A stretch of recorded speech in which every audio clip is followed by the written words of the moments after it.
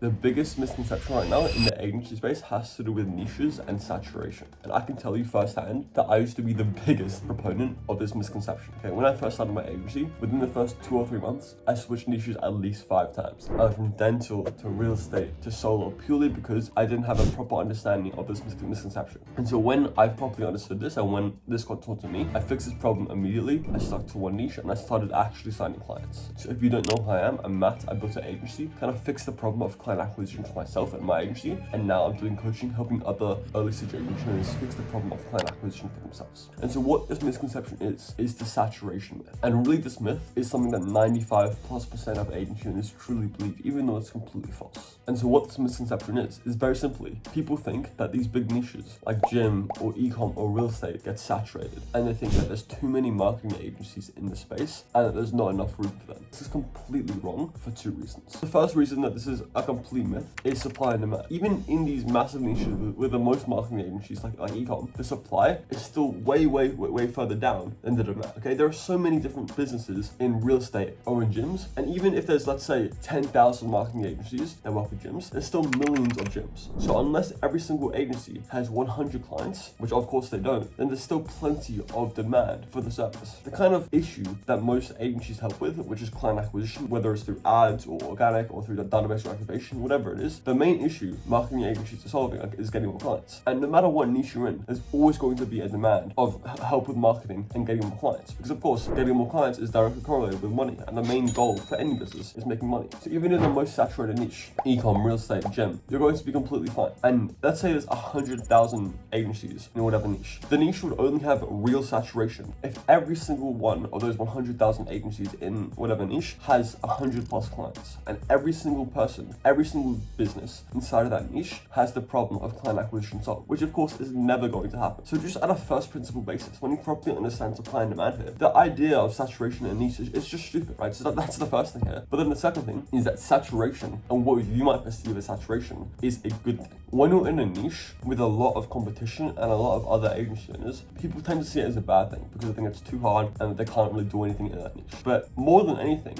being in a what you would call a saturated niche is actually a good thing, believe it or not. So I'm gonna put up a picture right now of 2 dots on a circle, okay? One is blue, one is red. So I want you to tell me, of these 2 dots, which one stands out to you? Is it the blue dot or the red dot? The obvious answer, neither of them stand out because there's only 2 dots. Now I'm gonna pull up another image. And so as you can see, there's a circle, and inside the circle, there's hundreds of blue dots and 1 red dot. Now out of these 2, which one stands out? Of course, the red one, right? When you have this level of saturation in a niche, it just makes it that much easier for you to stand out. So going back to the first picture, if you kind of pull them up side by side, if you are the red dot, and if you're doing something different that stands out, in a less saturated niche, people aren't really gonna see it as something that stands out because there's nothing to kind of go off. But if you're in a very saturated niche, where everybody has the same kind of bullshit offer, and you can stand out from that because of the saturation, it helps you stand out a lot more. So saturation is more than anything a good thing. But let's kind of break down why this exists and why people have this kind of misconception of saturation. And the real reason people have this, and maybe the reason that a lot of people don't want to admit, is it's purely cope.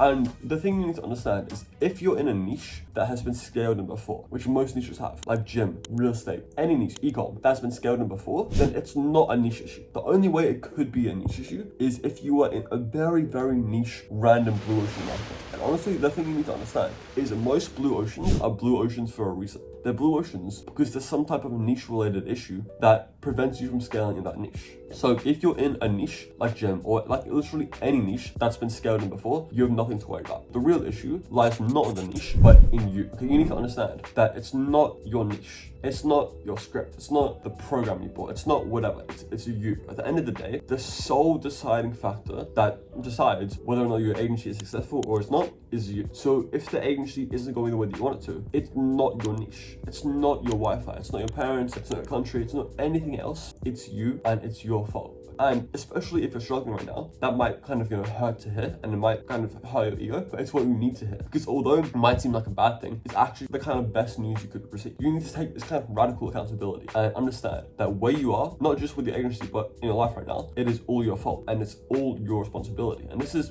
more of a good thing than a bad thing. Because if you can kind of claim everything that's happened to you as your fault and your responsibility, it means, of course, you have to take responsibility for the bad things, but it also means you can take responsibility for the next actions you're going going to take. And you get to decide where you want to go. When you're pushing away the blame to your niche or to other things, you can't scale because it's not in your hands. You believe that, oh, it's in my parents' hands, or it's in my market's hands, it's whatever. If you can take this kind of radical accountability, it's all back in your hands. And you're the one now who makes the decisions. And you're the one who moves in the way you want the needle to move. So if you can kind of take this hit to your ego and understand that if your agency is struggling, it's your fault, more than anything, it's a great thing. Because that means in the future, you can rebuild the agency and take everything that happens to you as your responsibility. Okay, and one more thing that's going to be very important is this myth of saturation. It's a complete myth, right? Saturation in niches is completely fake. But there is real saturation elsewhere. And there is a type of saturation that you do need to look out for. What you need to understand here is that niches don't saturate, offers do. With the supply and demand thing that we talked about before, a niche like the gym niche, where there's so many gym owners, that will never saturate. It's just not possible unless there's tens of hundreds of thousands of agency owners with hundreds of clients each. So that's just not going to happen. But what does happen is offers and scripts saturate. So if people are getting blasted by the same offer and blasted by the same script, of course that's going to be saturated. And what's going to happen is people in your niche are going to face stimuli hyperesthesia, where they've kind of become numb to you using the same scripts that everybody else is using. So let's say a gym that's pretty popular online gets maybe 1, 2, 3 cold calls per day. If 80 to 85% of these people are using the exact same script, if you're one of those 80 to 85% people, what's going to happen? They're immediately going to write off as another cold call and say, sorry, not interested, hang on. You cannot kind of fit in to these regular things. The last thing that you want to do is kind of fit in and look the same as all these other agency owners. You need to have an offer, a process, and a script that makes you stand out from all the other agency owners. And you can do that in any niche, even the biggest one. And with those big niches, as we saw before with the 2 circles, being in a bigger niche just helps you stand out even more. So to end this off, do not let this cope of saturation destroy your agency. Okay, you need to understand if the agency isn't going where you want it to be going, it's not because of the niche. Niche saturation is not real. And at the end of the day, it all comes down to you. So if you are an early stage agency owner making between 0 and 5K per month, the first link in the description is for you. Make sure you like, comment, do all the usual shit, and I'll see you in the next one. Okay? Bye bye.